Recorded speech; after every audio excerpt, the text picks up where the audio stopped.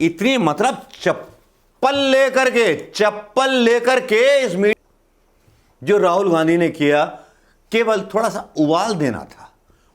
पत्ती डाली और उबाल आ गया और मीडिया जो थी अपनी औकात पर आ गई। लेकिन आज ऐसा हुआ जो कभी ना हुआ।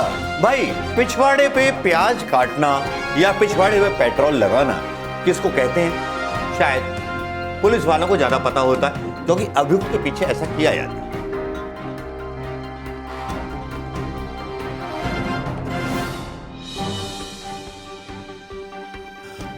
दोस्तों नमस्कार, मैं मनोज कुमार शर्मा एक बार फिर पुराने रंग ढंग में। भाई, थोड़ी रिकवरी हुई है, वापस लौट के आ गया हूं। अब खबरों का सिलसिला चलेगा बराबर, हमारी आपकी बातें होंगी। लेकिन आज ऐसा हुआ जो कभी ना हुआ। भाई, पिछवाड़े पे प्याज काटना या पिछवाड़े पे पेट्रोल लगाना किसको कहते हैं? शायद पुलिस वालों को ज्यादा पता होता है, क्योंकि अभियुक्त के पीछे ऐसा किया जाता है। आप थाने में यूपी के कहीं भी पता कर सकते हैं कि पिछवाड़े पर पेट्रोल लगाया जाता है जब अपराधी की जुबान खुलवानी होती है। तो फिर कुछ इसी तरह का काम राहुल गांधी ने किया कि भाई, पिछवाड़े पे गांधी जी का जो नमक छिड़का और उस पर जो बात की कि गांधी जी के आसपास जो थी 4-5 महिलाएं रहती थीं, बेटियां रहती थीं, बहनें रहती थीं, और महात्मा गांधी जी के बारे में तो पूरे वर्ल्ड को पता है। लेकिन राहुल गांधी ने जहां बयान दिया वहां ये गोदी मीडिया के कैरेक्टर लोग फंस गए। कैरेक्टर लूज भी फंसे, और कैरेक्टर लूज के साथ साथ कैरेक्टर लूज पार्टी के बड़े बड़े योद्धा फंस गए। भाई, योद्धा फंसे तो योद्धा का बोद्धा बनाना राहुल गांधी को आता है। राहुल गांधी को पता है कि सांप के पैर पर, मतलब सांप की पूंछ पर, मतलब कब पैर रखना है और सांप को कैसे दबाना है। अब ये मुद्दा यहां तो चल निकला ट्विटर पर, बड़ा सोशल मीडिया में हंगामा हो गया कि राहुल गांधी बोल रहे थे भाई 5 महिलाएं रहती थी, तो भैया पत्रकार ही कहने लगे अरे कैरेक्टर के खराब थे गांधी जी। भाई, जब चल रहा था तो ऐसा ही कुछ कहने का मामला रहा होगा ना यार। तब इसका जो इंपैक्ट आया इंटरनेशनल मीडिया पर, वो इतना खराब आया कि बीजेपी धुल गई, बीजेपी के भक्त धुल गए, सारे कुछ धुल गए।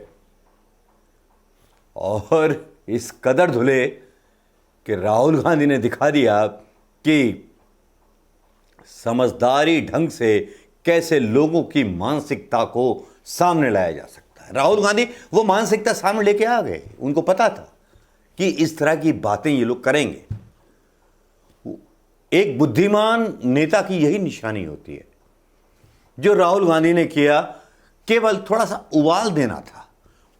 पत्ती डाली और उबाल आ गया और मीडिया जो थी अपनी औकात पर आ गई और गांधी जी को बदनाम करने लगी, राष्ट्रपिता को बदनाम करने लगी, उस राष्ट्रपिता को बदनाम करने लगी जिसको सुभाष चंद्र बोस ने राष्ट्रपिता कहा।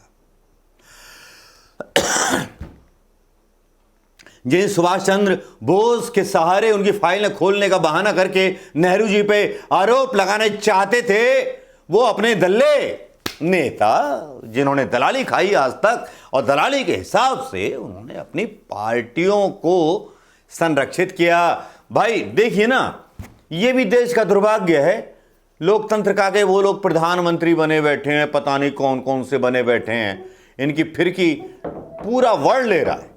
अफगानिस्तान पे तो बहुत ज्यादा किरकिरी हो चुकी। खैर, अफगानिस्तान पे एक अलग वीडियो बन सकता है। अभी तो राहुल गांधी के ऊपर बोल रहे थे। राहुल गांधी ने जैसे ही गांधी जी के बारे में कुछ बयान दिए, लेकिन आप सोच रहे मैं जिन बयानों के बारे में बात कर रहा हूं, बोला क्या था राहुल गांधी ने। चलिए राहुल गांधी का बयान सुन लीजिए। आपने देखा होगा, अभी गांधी जी की फोटो देखी आपने, गांधी जी के साथ आपको 3-4 महिलाएं दिखेंगी दिखेंगी। सही? मोहन भगवत के साथ आपने किसी महिला की फोटो देखी है? कभी देखी है? हो ही नहीं सकता। राहुल गांधी का ये बयान आपने सुन लिया होगा। राहुल गांधी ने जानबूझ के उंगली की और उसके बाद मीडिया ने इसको दूसरे तरीके से चलाना शुरू कर दिया, राहुल गांधी को पप्पू साबित करने के लिए। सोशल मीडिया पर भी यह हंगामा चलता रहा कि राहुल पप्पू है, राहुल जी को ऐसा बयान नहीं देना चाहिए था, ऐसा भाषण नहीं देना चाहिए था। बेटा राहुल के चक्कर में तो तुम फंस गए। हिंदुस्तान में आप बीजेपी के सपोर्टर और बीजेपी के सपोर्टर मीडिया और गोदी मीडिया भले ही उल्टी सीधी खबरें चला के खुश होता रहे, लेकिन इंटरनेशनल मीडिया में जिस तरह से गांधी के बारे में मीडिया बोल रहा है, उसके बारे में वाशिंगटन पोस्ट, अमेरिका में और हर जगह इतनी मतलब चप्पल लेकर के इस मीडिया वालों की इंतजार हो रही है, चप्पल लेकर के कि बेटा सामने तो आओ, जरा चलिए बताते हैं हम गांधी जी के बारे में बोलने का क्या मतलब होता है। महिलाओं के बारे में रिश्तों को एनालिसिस करने में संघ हमेशा एक बदनाम परिस्थिति में रहा है, क्योंकि राहुल गांधी से एक गलती हुई। उन्होंने कहा कि मोहन भागवत के आसपास महिलाएं नहीं दिखती। उनका कहने का मतलब यह था कि वो प्रायोरिटी नहीं देते, उतना नहीं है। लेकिन राहुल गांधी भूल गए, प्रायोरिटी मिलती है भैया, वो तो गांधी जी को सीधे 4 गोली मारती हैं, खून निकलता हुआ ड्रामा करती हैं। बहुत बड़ी बड़ी एक्ट्रेस हैं। अब मैं अपनी जुबान से देखिए कुछ कहना नहीं चाहूंगा, मैं कह दूंगा तो राहुल गांधी नाराज हो जाएंगे।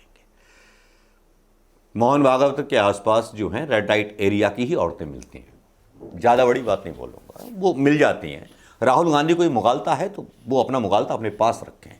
वो रेड लाइट एरिया की जो औरतें हैं जो जिस्मों का व्यापार करती हैं, रूपा गांगुली इसमें फंस चुकी हैं। बहुत सारी इनके खुद के नेता इस मामले में आरोपी हो चुके हैं। तो राहुल गांधी जी को महात्मा गांधी के साथ तुलना मोहन भागवत की नहीं करनी थी। यह गलती राहुल गांधी ने की, यह नहीं करना था। लेकिन उंगली करनी थी तो फिर थोड़ा सा आदमी को बढ़ाना पड़ता है ना, बेटा आ जाओ जरा सा, औकात दिखाते हैं तुम्हारी, हम औकात क्या है तुम्हारी। और औकात याद दिला दी राहुल गांधी ने। अब भले ही मीडिया कुछ बोल रहा हो, लेकिन इंटरनेशनल जो है बेइज्जती संघ की राहुल गांधी ने अपने तरीके से कर दी और मीडिया की भी बेइज्जती हो गई। अंजना ओम कश्यप और ये लेते फिर सूप छलनी छानते रहे, क्या होगा। राष्ट्रपिता महात्मा गांधी की बराबरी करना हर किसी की बस की बात नहीं होती। और जो राहुल गांधी ने बोला, उस पर जिस तरह से रिएक्ट किया गोदी मीडिया ने, वो वाकई में इतना शर्मनाक था कि पूरे विश्व को शर्म आ गई।